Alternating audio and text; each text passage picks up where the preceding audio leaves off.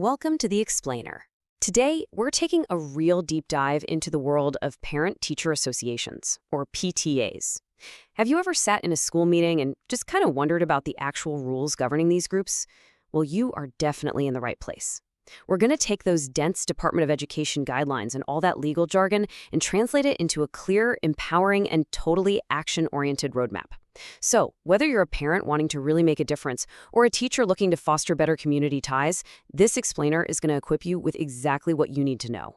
Here's how we're going to break it all down today. 1. The legal foundation. 2. Shared responsibility in education. 3. The 2022 Omnibus guidelines. 4. Navigating PTA elections. And finally, 5. Beyond the school level. Okay, let's dive right into this. Section 1, the legal foundation, and specifically the constitutional right to participate. Now, you might be thinking the PTA is just about, organizing the annual bake sale or figuring out who's bringing snacks to the holiday party, right? Well, what's absolutely fascinating here is where the very concept of the PTA actually comes from. It doesn't just spring from some minor school policy or a simple administrative memo. No way. It comes directly from Article 13, Section 16 of the 1987 Philippine Constitution. The absolute highest law of the land guarantees your right and the right of your organizations to effective and reasonable participation. So forming and participating in a PTA is, quite literally, a fundamental right of the people to organize, be consulted, and protect their collective interests within a democratic framework. So what does this all mean for us? How does that massive constitutional right actually physically manifest in our schools? Well, the answer lies in the Education Act of 1982. This law specifically mandates that every single educational institution must establish appropriate bodies for the community. Through these groups, members of the educational community can get together, discuss relevant issues, share information, and offer real suggestions for the school's support. Basically, it ensures there's a formal, recognized mechanism for consultation and collaboration right there on the ground. Moving right along to Section 2, Shared Responsibility in Education, focusing on the Family Code mandate. Let's look at how these giant legal concepts apply personally to your role in a child's life. Article 209 of the Family Code actually steps in to mandate that the natural right and duty of parents includes caring for and rearing children for civic consciousness. But the absolutely crucial point to take away here is the explicit recognition that this massive goal can only be achieved through a shared responsibility between teachers and parents. It's a true partnership through and through. The PTA is the bridge where that shared responsibility is actively put into practice every single day. But you might be wondering, what if you aren't the biological parent? Well, DepEd Order Number 83, which was issued back in 2010, explicitly clarifies who gets a seat at the table. To become an officer in the homeroom or school-level PTAs, guardians must establish their genuine authority. It highlights that court-appointed guardians who provide competent evidence of their guardianship have the ascertainable authority and the responsibility to function as substitute parents for their student wards. This makes sure that the kids are represented by those who are legally empowered to participate on their behalf.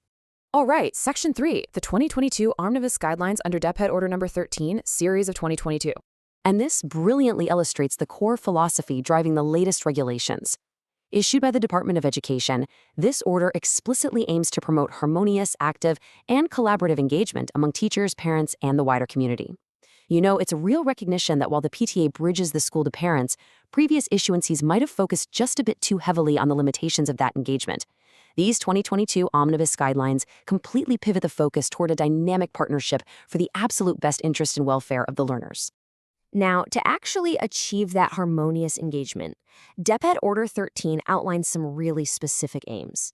It's designed to streamline the management of PTA affairs across all different levels.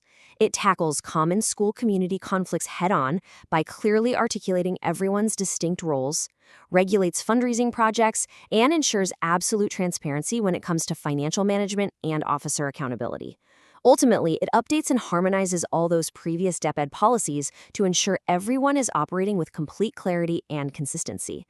It's a real game changer. Let's jump to Section 4, Navigating PTA Elections, specifically the timelines and mechanics. Let's move to and see how this builds into a strict, highly organized timeline. According to the guidelines, the clock starts ticking the very moment the school year begins. Within 15 days, homeroom PTAs must organize and elect their officers. By day 30, the school PTA board of directors must be elected from among the homeroom presidents and advisors. And this scales up incredibly fast. Municipal and city federations have to hold their elections within 45 days, and provincial federations must elect their officers within 60 days from the start of the school year. It's a rapid, unified rollout across the entire board. But who actually oversees this whole process at the school level? Well, at the start of the year, the school head convenes a 6-member election committee, or ELECOM. Look at the balance of power here. It's composed of exactly 2 teachers and 4 parent members. Plus, the teacher serving as chairperson can only vote in the event of a tie. This is an intentional structural design that ensures parents hold the majority voice and supervisory power over the conduct of their own elections. So a really crucial point is knowing what happens when a vote is deadlocked, right? Whether it's a viva voce election in a homeroom or a secret ballot for the board of directors, the procedure is unyielding and immediate. Step 1, a runoff election must be conducted immediately among the tied candidates until the tie is resolved. Step 2, if that runoff still doesn't break the tie, well, you don't keep voting forever until the kids graduate. It's resolved objectively by the drawing of lots. Knowing these exact mechanics really protects your rights during any contested election. Once you're elected, how long do you actually serve? The answer is just 1. The term of office for the board of directors and the officers is strictly 1 year from the date of election or until a new set of BOD has been qualified. This strict 1-year limit is a totally vital mechanism. It prevents stagnation, encourages new parents to step up each and every year, and guarantees that the school's leadership remains dynamic and closely tied to the current student body's needs. Finally, Section 5, Beyond the School Level and Building the Federation. This is where we see the incredible scaffolding of representation. Your single vote in a homeroom starts a massive chain reaction. Homeroom presidents and advisors elect the school PTA board of directors. Then, the presidents of all those school PTAs within a municipality or city gather to form the municipal or city federation. Those federation presidents then go on to form the provincial federation. Why does this matter? Because under the Local Government Code of 1991, the duly elected presidents of these higher federations actually represent the PTA on their respective local school boards. Your local school engagement literally scales up to influence wider municipal and provincial education policies. So we've explored the rules, traced the timelines, and unveiled the massive scale of PTA representation.